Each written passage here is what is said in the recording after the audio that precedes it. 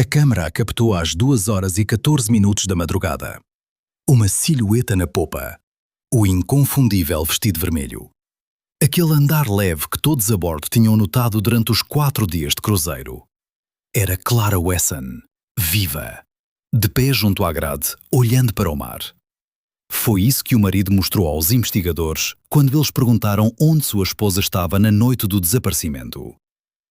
Aqui está ela, disse André Wesson, a voz calma. Viva. Às 2h14. Estão vendo? Os investigadores viam. Eles ainda não sabiam que não estavam olhando para Clara Wesson. Estavam olhando para quem havia vestido o seu vestido. Clara Wesson desapareceu do cruzeiro Atlantic Star na noite do dia 4 para o 5 de setembro. Até aquele momento, ninguém a bordo teria prestado nela uma atenção especial. Mais uma turista, sorriso bronzeado, taça de vinho no pôr do sol. Mas essa mulher, essa noite, essa silhueta na gravação, mudariam a forma como peritos forenses em toda a Europa trabalham com material de vigilância de cruzeiros. Há um momento nessa história, quando o analista da equipe de revisão de vídeo percebe algo no andar da silhueta na popa, após o qual uma coartação cuidadosamente construída desmorona em 40 minutos. Mas para entender como isso aconteceu, é preciso começar do começo, de como tudo parecia perfeito. André e Clara Wesson embarcaram no Atlantic Star em Barcelona no dia 1º de setembro. Um cruzeiro de 7 dias pelo Mediterrâneo, Nice, Génova, Nápoles, Malta, Valeta. Um camarote luxo no 8º convés com vista para o mar, café da manhã incluído, varanda privativa sobre o mar. No papel, uma viagem de aniversário. 20 anos de casamento. O Atlantic Star comportava 800 passageiros. Não o maior da sua classe, mas grande o suficiente para que uma pessoa passasse dias a bordo e permanecesse praticamente invisível. 4 restaurantes, 2 bares, um spa, uma piscina ao ar livre no convés superior, um cassino, câmaras de segurança nos corredores, nas escadas e nas entradas dos convés, mas não em todo lugar. Nos convés abertos, 1 ou 2 câmaras com ângulo limitado. Isso era importante.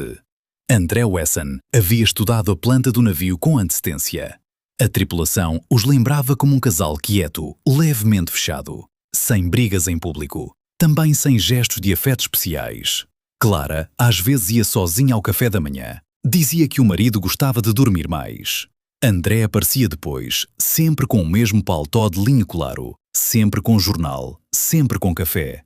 Sentava perto da janela. Lia sem pressa. Luís Carvalho, garçom do restaurante do 7º convés, se lembrava deles melhor do que a maioria. Os atendeu no jantar os 4 dias. Conversavam muito pouco, diria depois aos investigadores.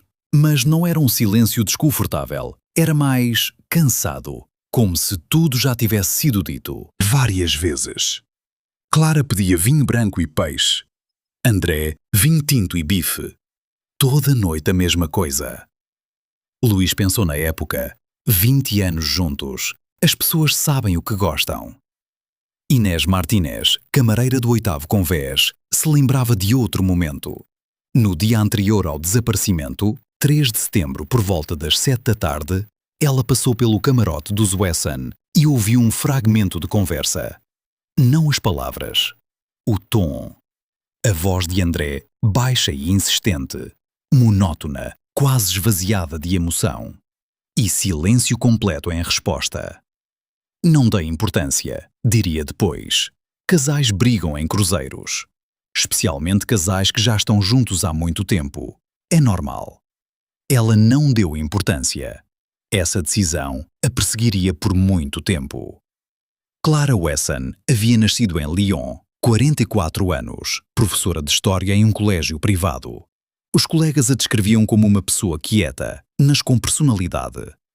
Havia um detalhe que todos os que a conheciam de perto lembravam. Toda manhã, antes de sair de casa, ela abria uma janela, independentemente do tempo, independentemente da época do ano. Ficava ali parada 1 ou 2 minutos. Olhava para a rua. Era o jeito dela de começar o dia. O marido chamava isso de estranheza. Ela dizia: É preciso saber o que tem lá fora antes de sair. Nos últimos 2 anos, segundo as amigas mais próximas, ela vivia num estado de tensão crónica, mas não falava sobre os motivos. André Wesson tinha 48 anos, consultor financeiro, bem-sucedido por todos os critérios externos, uma pequena agência própria, clientes de médio porte, uma casa na periferia de Lyon, férias no exterior uma vez por ano. Os sócios o descreviam como metódico, meticuloso, pouco tolerante à incerteza. Os poucos amigos que tinha diziam que ele era tão fechado que, após 10 anos de convívio, ainda não entendiam o que se passava dentro dele. O casamento, por tudo que se soube, havia rachado cerca de 3 anos antes. O motivo exato, desconhecido. Mas quem conhecia os dois dizia a mesma coisa. Clara queria ir embora, e algo a retinha, ou alguém. Às 23h40 do dia 4 de setembro, uma câmara registrou Clara Wesson viva pela última vez. A câmara do bar no Setting Convés. O vestido vermelho com ombros à mostra que ela havia vestido para o jantar e não havia tocado depois. Ela se aproximou do balcão, pegou um copo d'água, não vinho, especificamente água, detalhe que o barman registrou separadamente, e se dirigiu para a escada da popa. Sozinha, sem o marido. André Wesson, segundo ele próprio, estava no camarote naquele momento, lendo, cansado. Foi dormir por volta da meia-noite. Ricardo Sousa, o barman de plantão naquela noite, diria depois: Clara parecia tranquila, não perturbada, não assustada, apenas cansada. Como alguém que tomou uma decisão, acrescentou depois de uma pausa. Sabe aquela expressão, quando por dentro tudo já está resolvido? Os investigadores se lembrariam dessa frase. Ela se revelaria importante, mas não do jeito que parecia à primeira vista. Na manhã seguinte, às 7h15, André Wesson informou à recepção que a esposa não havia voltado ao camarote durante a noite. A voz uniforme. Preocupado, mas controlado. O gerente de plantão, Javier Ruiz, o lembraria depois. Wesson não parecia em pânico, mais como alguém que reporta um problema ao setor responsável por resolvê-lo. Achei que ela tinha acordado cedo, saído para o convés, disse Wesson. Ela fazia isso às vezes, gostava das manhãs cedo no mar. Mas ela não está em lugar nenhum e o telefone não atende. O navio estava naquele momento em alto mar, entre Malta e a costa da Sicília. Águas internacionais. A jurisdição nesses casos é uma questão complexa, determinada pela bandeira do navio e pelo porto de escala mais próximo. O capitão anunciou o desaparecimento de uma passageira. Uma equipe de busca foi formada e o navio foi vasculhado do porão ao convés superior. Clara Wesson não estava a bordo. 3 horas depois, o Atlantic Star alterou o curso em direção a Nápoles, o porto mais próximo com condições de receber uma equipe de investigação. Foi então que André Wesson pediu para se reunir com o oficial de segurança do navio. E mostrou a gravação. Ele sabia da sua existência com antecedência. Isso ficou claro depois, pela forma como a descreveu. Não poderiam verificar as câmaras, mas uma indicação precisa. Convés de popa, entre meia-noite e 3 da madrugada, 5 de setembro. Ele sabia o que havia ali, porque ele mesmo havia criado. O técnico Miguel Fontes encontrou a gravação das 2h14. Uma silhueta de vestido vermelho, uma figura feminina junto à grade, de pé, olhando para a água. Cerca de 2 minutos. Depois, vira à esquina de uma superestrutura e desaparece do quadro. Aqui está ela, disse André quando lhe mostraram a gravação. Viva! O que significa que algo aconteceu depois das 2h14. Talvez um acidente perto da água. Talvez ela mesma. Ele não terminou a frase e cobriu o rosto com as mãos. Os investigadores olhavam para a gravação. Uma figura de vermelho. O mar escuro além da grade. O andar, tranquilo, seguro. Tudo parecia correto. Quase tudo. O detetive Paolo Ferri foi designado para o caso imediatamente após a chegada do Atlantic Star a Nápoles. 21 anos na polícia criminal italiana, especialização em crimes no mar. Ele havia visto dezenas de desaparecimentos em cruzeiros ao longo da carreira. A maioria eram acidentes ou suicídios. Alguns, desaparecimentos simulados. Alguém simplesmente não queria voltar para casa. E 3 eram homicídios. Ferry assistiu à gravação uma vez, depois uma segunda. Depois pediu que a passassem de novo, mais devagar. Tem alguma coisa, disse após a terceira visualização, quando as pessoas na sala já haviam começado a se entreolhar. Não consigo colocar em palavras agora, mas alguma coisa está errada. Me arrumem um especialista. O especialista era Marco De Luca, analista em identificação biométrica do movimento, que trabalhava sob contrato para diversas agências judiciárias do sul da Europa. Tinha 38 anos, um diploma em matemática aplicada e havia publicado 2 artigos científicos sobre o uso da análise da marcha em investigações forenses. Quando lhe entregaram a gravação, ele não perguntou nada sobre o caso. Só quis saber: existem outras gravações da mesma mulher? Havia o suficiente. Clara Wesson havia circulado pelo navio durante 4 dias. Ao restaurante, ao spa, ao convés. As câmaras a haviam registrado 23 vezes. De Luca trabalhou em silêncio. Anotou números à mão num caderno. Rebobinou. Sobrepôs fotogramas. Anotou de novo. 40 minutos depois, chamou Ferry.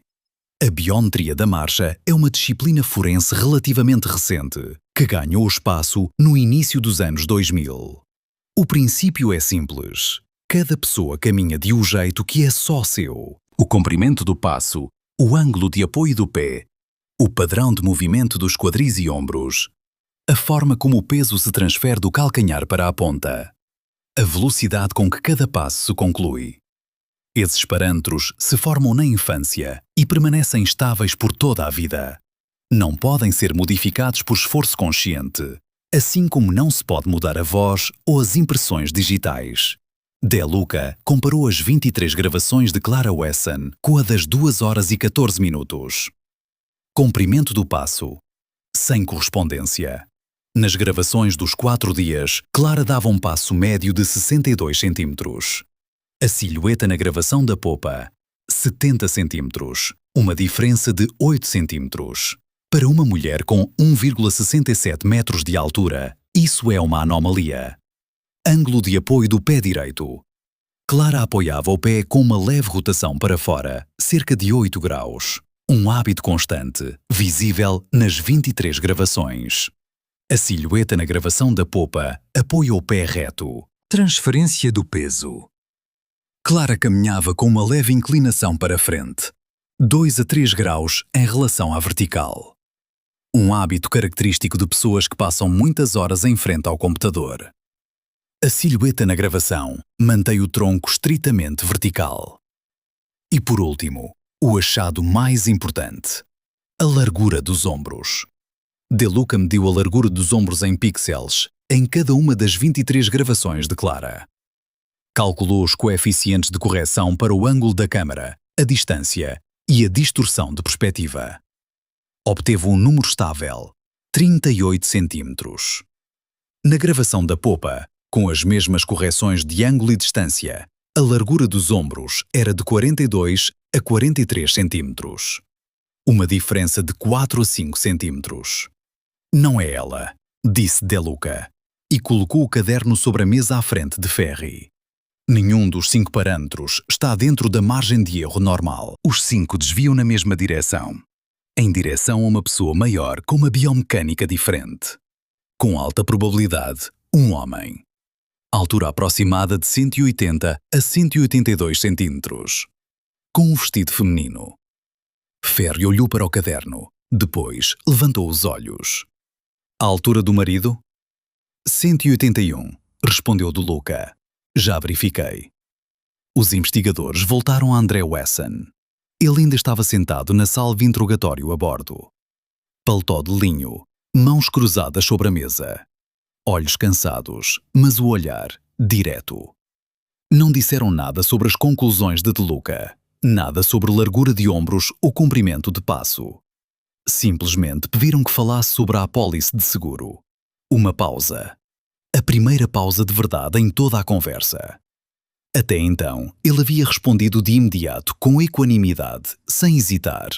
Agora, 2 segundos de silêncio. Quase imperceptíveis. Quase. Que apólice? Perguntou André Wesson. 2 milhões de dólares sobre a vida da sua esposa. Contratada em 9 de agosto. A apólice de seguro de vida sobre Clara Wesson havia sido emitida em 9 de agosto do mesmo ano. Isso foi confirmado pela seguradora Ambassador Life, sediada em Genebra. Beneficiário André Wesson. Valor segurado 2 milhões de dólares. O corretor de seguros Jérôme Picard declarou depois que André Wesson havia tomado a iniciativa da apólice. Ligou sem consulta prévia, indicou o valor imediatamente, não perguntou o que era habitual, não se interessou por opções. Simplesmente citou o número. Clara assinou os documentos numa reunião no escritório. Segundo Picard, ela parecia distraída. Não leu o que assinou, olhava para o lado. Achei que ela estava com pressa, diria o corretor no julgamento. Acontece, as pessoas assinam sem ler. 9 de agosto, 1º de setembro. A partida. 9 dias entre a contratação da apólice e o cruzeiro. De Luca, enquanto isso, continuou trabalhando com as gravações. Ferry lhe deu acesso completo a todas as câmaras do navio para o período entre meia-noite e 5 da manhã do dia 5 de setembro. O material era extenso. 41 câmaras, 5 horas cada. De Luca não começou pelos corredores. Começou no ponto de acesso ao convés de popa. Se a silhueta havia chegado com o vestido tinha de vir de algum lugar. O que significava que alguém antes havia ido a algum lugar. Rebobinou todas as gravações para o intervalo entre 23 horas e 40 minutos, a última aparição de Clara, e 2 horas e 14 minutos. Procurou o vermelho no quadro. O vermelho se destaca bem nas gravações noturnas escuras. 3 horas de revisão. Nada. André Wesson nunca apareceu carregando algo vermelho nas áreas com boa cobertura de câmaras. De Luca pediu a planta do navio. Identificou os pontos cegos, áreas sem câmaras ou com cobertura mínima. Eram 7. O corredor técnico do terceiro convés era um deles. Uma câmara, 6 metros de campo de visão. Depois, zona morta até à lavanderia. Encontrou o que procurava exatamente ali. Marcação de tempo. 1h48 da madrugada. 26 minutos antes de a silhueta aparecer na popa.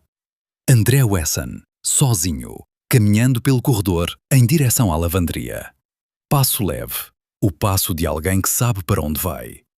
Na mão direita, algo vermelho, enrolado num pequeno volume.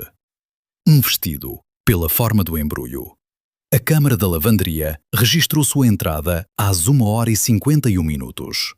A saída às 2h09 minutos.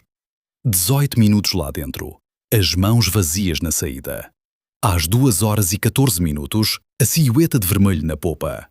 Às 2h16 minutos, a silhueta desaparece atrás da superestrutura. Às 2h23 minutos, André Wesson aparece na gravação da câmara do patamar do quarto convés. Sem vermelho, caminhando com calma, mãos livres. Direção, camarote. A reconstituição se montou sozinha. Clara Wesson havia sido assassinada antes da meia-noite, provavelmente no camarote, provavelmente com um objeto contundente. A última gravação dela com vida, 23h40 minutos, o bar do 7º convés. Depois dessa gravação, ela não apareceu no quadro de nenhuma câmara do navio. Isso significava uma de duas coisas. Ou ela deliberadamente evitava as câmaras, o que era incoerente com seu comportamento nos 4 dias anteriores, ou ela já estava morta. Durante a madrugada, depois de esperar o momento certo, André Wesson pegou o vestido da esposa, o vermelho que ela havia vestido para o jantar, com o qual a haviam visto pela última vez às 23h40 minutos. Passou pelo corredor técnico até a lavanderia, onde não havia testemunhas casuais. Trocou de roupa, vestiu o vestido. Depois, 12 minutos na popa, no campo de visão exato da câmara cuja existência ele conhecia. 2 metros para frente, 2 metros para trás. De costas para a lente, para que o rosto não aparecesse. Tempo suficiente para a gravação. Detalhes suficientes para a coartação. Depois a lavanderia novamente. O vestido desapareceu. Provavelmente por um vigia ou num dos containers de lixo dos convéses inferiores, que a essa altura já haviam sido verificados de forma incompleta. Volta ao camarote. Sono ou sua simulação. De manhã, a ligação para a recepção. Marido preocupado. E o fundamental, a gravação. Preparada com antecedência, apresentada no momento certo. Ela estava viva, ele não tinha nada a ver. Algo havia acontecido depois das 2h14.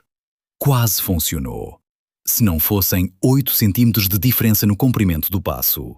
Se não fossem 4 centímetros na largura dos ombros. Se Paolo Ferri não tivesse sentido, na terceira visualização, aquele inexplicável algo está errado, e não tivesse chamado de Luca. O corpo de Clara Wesson foi encontrado 11 dias depois. Uma equipe de mergulhadores da Marinha Italiana trabalhava no setor do Mar Tirreno, correspondente ao curso do Atlantic Star, na noite do 4 para o 5 de setembro. A 42 metros de profundidade, um corpo vestido, sem calçados. O exame forense estabeleceu trauma por impacto contundente na região occipital, infligido em vida. O afogamento como causa da morte foi descartado. Não havia água nos pulmões. Clara Wesson estava morta antes de entrar no mar. André Wesson foi preso em Lyon em março do ano seguinte. O mandado de prisão foi emitido após o Ministério Público italiano concluir a análise das gravações de vídeo, dos dados biométricos e dos documentos do seguro. A essa altura, ele já havia submetido à seguradora um pedido de pagamento. A empresa havia congelado o desembolso, porque o novo protocolo interno, introduzido 2 anos antes, exigia uma verificação adicional de apólices emitidas menos de 30 dias antes da morte do segurado. No julgamento, a defesa construiu sua linha em torno de um único argumento: a gravação da popa. Quem pode garantir a precisão da análise biométrica? Qual é a margem de erro estabelecida? 4 centímetros na largura dos ombros está dentro da variação normal para mulheres. 8 centímetros no comprimento do passo. Talvez ela estivesse cansada, usando outros sapatos, andando com mais cuidado. De Luca testemunhou por 4 horas, sem uma única palavra a mais. Com gráficos, sobreposições de modelos esqueléticos, comparações quadro a quadro, impressas em tamanho real e apresentadas ao júri. Ele explicou cada parâmetro, respondeu cada pergunta da defesa. E no final, disse uma coisa. A probabilidade de que isso seja Clara Wesson é inferior a 1%. Não é uma suposição, é matemática. À conclusão biométrica, somaram-se as gravações do corredor técnico e da lavanderia. A apólice de seguro contratada 9 dias antes do cruzeiro. O testemunho do corretor Picard sobre o comportamento do Wesson ao contratar a apólice. O relato da camareira Inés Martínez sobre a voz no corredor, na véspera do desaparecimento. O depoimento do barman Ricardo Souza sobre o rosto de alguém que havia tomado uma decisão. O júri deliberou por 7 horas. André Wesson foi condenado por homicídio em 1º grau e fraude de seguro com premeditação. Pena: prisão perpétua sem possibilidade de liberdade condicional. Ele não disse nada quando o verdicto foi lido. Estava sentado com o mesmo paletó de linho, mãos cruzadas sobre a mesa. O olhar direto. A silhueta na gravação das 2h14 está junto à grade. Vestido vermelho, mar escuro, o suave balanço do navio nas ondas. Tudo parece correto. Quase tudo. Os ombros são 4 centímetros mais largos. O passo é 8 centímetros mais longo. Isso foi suficiente.